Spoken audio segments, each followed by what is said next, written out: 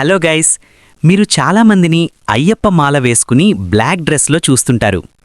కానీ అసలు ఎందుకు మాల వేసుకుంటారు అని తెలుసా? అయ్యప్ప స్వామి భక్తులు శబరిమల యాత్రకి వెళ్లడానికి ముందు మాల వేసుకుంటారు.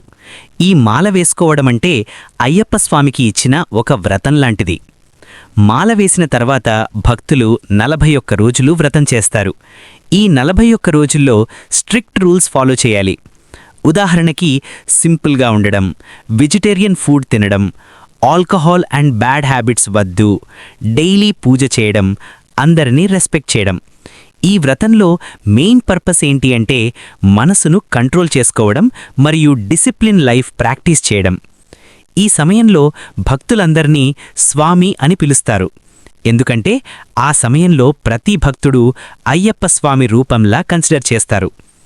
41 రోజులు వ్రతం కంప్లీట్ అయ్యాక భక్తులు శబరిమల టెంపుల్కి యాత్రకి వెళ్లి అయ్యప్ప స్వామి దర్శనం చేసుకుంటారు.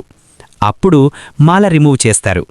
కాబట్టి అయ్యప్ప మాల అంటే ఒక సింపుల్ చైన్ కాదు, అది భక్తి, డిసిప్లిన్ మరియు డివోషన్కి సింబల్.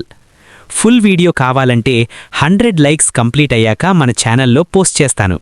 లైక్ చేసి సబ్స్క్రైబ్ చేయండి ఫ్రెండ్స్.